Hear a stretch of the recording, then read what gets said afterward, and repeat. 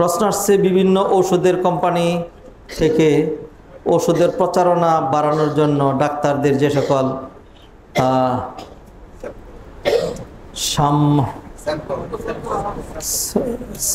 Gift ইত্যাদি দেওয়া হয়, এটা কি ঘুষ হিসাবে গণ্য হবে? সালাত সুন্নাত কয়টি ওয়াক্ত পর্যন্ত কাজা করা যাবে? পরবর্তী গণতান্ত্রিক নির্বাচনে কোনো ইসলামিক দলকে ভোট দেওয়া যাবে কি? ইসলামী রাষ্ট্র গঠন ব্যতীত মাজার ভাঙ্গা যাবে কি? প্রশ্ন আসছে বিভিন্ন ঔষধের কোম্পানি থেকে ওষুধের প্রচারণা বাড়ানোর জন্য ডাক্তারদের যে সকল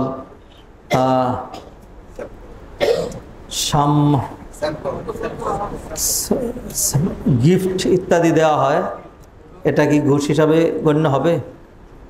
আচ্ছা, যদি ডাক্তাররা তো যারা ডাক্তারি করে তারা রুগী গেলে রুগীর জন্য একটা ওষুধ লিখবেই, ঠিক আছে, এটা তার লিখতেই হবে। যদি ডাক্তার তার ইথিক্সের পরিপন্থী কোনো কাজ না করে তাইলে তার জন্য এই গিফটটা নেওয়া বৈধ। আর যদি ইথিক্সের পরিপন্থী কাজ করে তাহলে তার জন্য এই গিফটটা হারাম হয়ে যাবে। বুঝিয়ে দিচ্ছি, সেটা হলো ধরুন একটা ওষুধের কোম্পানি থেকে আসলো যে আমাদের ওষুধটা আপনি লিখেন আমাদের, তখন ডাক্তারের জন্য ইথিক্স হলো তিনি এই ওষুধের গুণাগুণ, কোয়ালিটি, কার্যকারিতা এগুলো তিনি জানবেন, এগুলো একটু স্টাডি করবেন, ঠিক না? এটা ডাক্তার জানবেন। এরপরে যদি এই একই ঔষধ 5টা কোম্পানির আছে, হ্যাঁ, ডাক্তারের জন্য ফরজ না যে 5টাই লিখতে হবে, ডাক্তার যে কোনো একটা কোম্পানির লিখতে পারবে। অতএব তিনি যদি একটা কোম্পানির লেখেন, হ্যাঁ, হয়তো এই কোম্পানি থেকে তাকে কিছু গিফট দেওয়া হয়েছে, এটা তার জন্য হালাল। কিন্তু যদি এমন হয় যে তিনি জানেন এই কোম্পানির ওষুধটা ভালো না, এইটা রোগীর কাজ হবে না, অন্য কোম্পানিটা লিখলে ভালো হইতো, তারপরেও ওই যে গিফট মানে ঘুষ যেটা পেয়ে তিনি এটা লিখলেন, এখন আর এটা গিফট থাকবে না, এটা তার জন্য কি হয়ে যাবে? ঘুষ হয়ে যাবে। অতএব এটার জন্য ডিটেলস লাগবে। এক কথায় ডাইরেক্ট হালাল বলা যাবে না, এক কথায় ডাইরেক্ট হারাম এটাও বলা যাবে না। আমি যে ডিটেলসটা করেছি এই ডিটেলসটা লাগবে। সালাত সুন্নাত কয়টি ওয়াক্ত পর্যন্ত কাজা করা যাবে? সুন্নতের কাজা নাই, সুন্নতের কি নাই? কাজা নাই। ওয়াক্তের মধ্যে যদি পড়া হয় তাহলে সেটাকে কাজা বলা হয় না। আপনি জোহরের সুন্নত জামাতের আগে পড়তে পারেন নাই, জামাতের পরে পড়বেন, কাজা হয়েছে? এটা আসরের ওয়াক্ত পর্যন্ত, আসরের ওয়াক্ত পর্যন্ত। আপনি মাগরিবের সুন্নত দেরি হয়ে গেছে, এশার ওয়াক্ত ঢুকার আগ পর্যন্ত পড়তে পারবেন। এছাড়া আর কোথায় সুন্নত আছে বলেন? আর কোথায় সুন্নত আছে? ফজরের সুন্নত আছে। ফজরের সুন্নতের সময় কখন? ফজরের সুন্নতের ক্ষেত্রে একটু ব্যতিক্রম। অন্য যে কোনো সলাৎ কাজা হইলে, অন্য যে কোনো নামাজ কাজা হইলে সেইটা শুধু ফরজ পড়বেন। শুধু কি ফরজ পড়বেন? ধরেন জহুর নামাজ কাজা হয়ে গেছে, আপনি যদি এটা আসরের পরে অথবা মাগরিবের পরে পড়েন তাহলে আপনি কি পড়বেন? শুধু ফরজটা পড়বেন, শুধু 4 রাকাত, সুন্নত পড়বেন না। আপনার ফজরের নামাজ কাজা হয়ে গেছে, কেমনে কাজা হয়? সূর্য উঠে গেছে, অতএব নামাজটা কি হয়ে গেছে?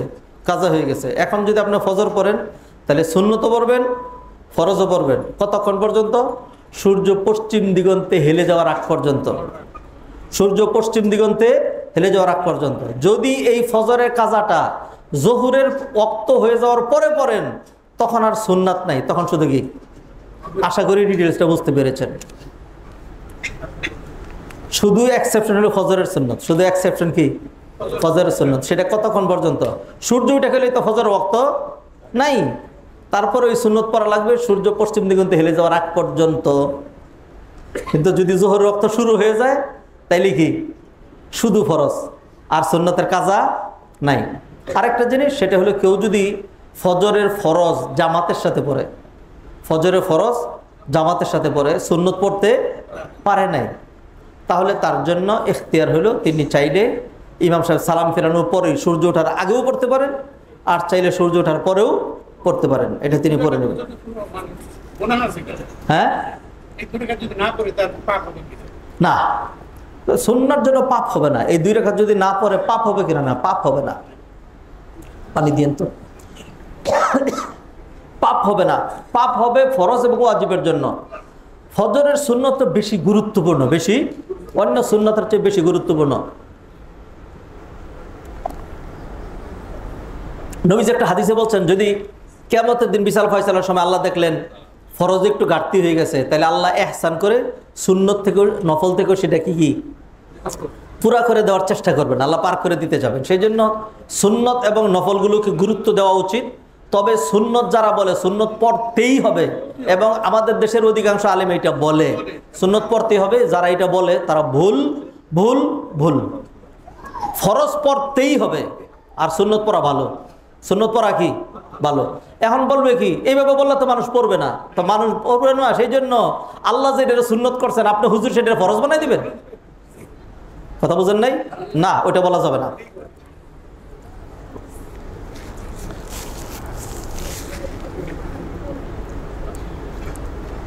পিতামাতার অবাধ্য সন্তানদের উদ্দেশ্যে কিছু সংক্ষিপ্ত কথা বলার জন্য অনুরোধ করছি। এই মুহূর্তে এটা বলার কোনো সময় না, এটার জন্য একটা খুতবা লাগবে। পরবর্তী গণতান্ত্রিক নির্বাচনে কোনো ইসলামিক দলকে ভোট দেওয়া যাবে কি? ইসলামী রাষ্ট্র গঠন ব্যতীত মাজার ভাঙ্গা যাবে কি? কঠিন কঠিন প্রশ্ন করেন না, হ্যাঁ, কারণ এটার সময় হন না সংক্ষিপ্ত দেওয়ার। পরবর্তী গণতান্ত্রিক নির্বাচনে কোনো ইসলামী দলকে ভোট দেওয়া যাবে কি? দেওয়া যাবে না, দিতে হবে। দিতে হবে, কারণ হলো আপনি যতদিন পর্যন্ত গণতান্ত্রিক সিস্টেম চেঞ্জ করতে না পারছেন ততদিন পর্যন্ত এর মধ্যেই যেটা অধিক পজিটিভ আপনার সেটাকে সমর্থন করতে হবে। যেটা অধিক পজিটিভ সেটাকে আপনার সমর্থন করতে হবে। গণতান্ত্রিক পদ্ধতি ইসলামিক না, কিন্তু আপনি সেটা মেনে চলছেন নাকি চলছেন না? গণতান্ত্রিক পদ্ধতিতে যিনি নির্বাচন হয়ে গেছেন, এখন আপনি বলছেন তিনি ইমাম, তাকে মানতে হবে। গুড়ার ডিম বুঝছেন আপনি। হ্যাঁ, গণতন্ত্রকে আপনি হারাম বলছেন, গণতান্ত্রিক পন্থায় যেটা হয়েছে সেখানে ইসলামের 100% বিধান লাগাই দিচ্ছেন। আপনার রাগ করেন না, আপনারা আমার কথা যদি বুঝেন তাহলে খুশি হবেন। এটা আমি এক শ্রেণীর আমার মতো হুজুর যারা তাদেরকে বলছি এই কথাটা। গণতন্ত্র হারাম, এগুলোতে যাওয়া যাবে না। এরপরে গণতান্ত্রিক পদ্ধতিতে যেটা নির্বাচন হয়েছে, এইবার তারা একবারে খলিফাতুল মুসলিমিন বানায় দিছে। কি বানায় দিছে? খলিফাতুল মুসলিমিন, সকল বিধান তার জন্য প্রযোজ্য। তো কেউ যদি পেশাব দিয়ে ওযু করে, এরপরে পূর্ব দিকে ফিরে নামাজ পড়ে, তাই ওই নামাজের সামনে দিয়ে যাওয়া যাবে নাকি যাবে না? বুঝেন নাই? কারণ তার তো নামাজই হচ্ছে না, আর ওযু করছে পেশাব দিয়া। হ্যাঁ, অতএব যেটা ইসলামিক সেটাকে ইসলামিকই রাখবেন, অন ইসলামিককে মিলিয়ে ফেলবেন না। যতদিন পর্যন্ত এটা পারছেন না। বাংলাদেশের এত উলামায়ে কেরামগণ সবাই ভুল বুঝেন নাই। আপনি একাই একবারে জান্নাত থেকে ছুটে আসেন নাই। হ্যাঁ, উলামায়ে কেরাম দেখছেন এখন বাংলাদেশের যেই অবস্থা, এইখানে যদি এখন বলা হয় না পুরা গণতন্ত্রকে আমরা এখন মাটি চাপা দিয়ে দিব, পারবেন? পারবেন? পারবেন না। আমি একদিন ভিয়েনাতে খুতবা দেওয়ার পরে বললাম যে ভাইয়েরা, ভিয়েনাতে অস্ট্রিয়াতে একটাই নদী আছে, দানিউব নদী। সেটা আমার মসজিদ থেকে সর্বোচ্চ 150 মিটার দূরে। সামারকালে হ্যাঁ, এই নদীর কিনার দিয়া সব মহিলা, মেয়ে, পুরুষ ল্যাংটা সাদা হয়ে যায়। সবগুলো কালার তো সাদা, নদীর দুই কিনার একদম সাদা হয়ে যায়। হ্যাঁ, তো আমি বললাম যে একটা কাজ করেন, এই যে খুতবা দিতাম যে লাঠি ধরে, যে এটা সহ আমি লাঠিরা নিয়ে আপনারা কতগুলো নেন, গিয়া সবগুলো শয়তান, বেহায়া, নির্লজ্জ মানুষ ল্যাংটা থাকে, পিটাইয়া গেলে উঠাই দেবো। ইমানের দাবি এটা, আমার ইমান বলে আমার এটা।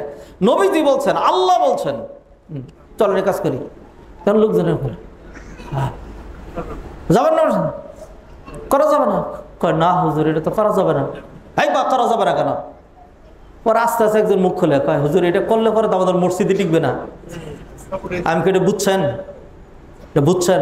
হ্যাঁ, সেই জন্য আমি বলছি যে কোনো নেগেটিভের মানে নাহি আনিল মুনকারের জন্য শর্ত হলো আপনি যদি এর চাইতে বেটার সিচুয়েশন কায়েম করতে পারেন তাইলেই আপনি নিষেধ করবেন, নতুবা এইটাকে আপনি চুপ করে থাকবেন, অন্তর দিয়ে ঘৃণা করবেন। কথা কি বুঝছেন? অতএব গণতান্ত্রিক পদ্ধতিতে কি হচ্ছে? শয়তান, ইবলিস, হ্যাঁ, ফাসেক দ্য গ্রেট, বদমাইশ, লম্পট, চুর চামার নির্বাচন করছে, আপনি সমর্থন দিয়ে দিচ্ছেন, তাদের সাথে আপনি আছেন, অথবা চুপ করে থাকলেন। আর যখন একজন নামাজি তুলনামূলক ফেরেশতা তো বেরিয়ে আসবে না, ফেরেশতা নির্বাচনে দাঁড়াবে না।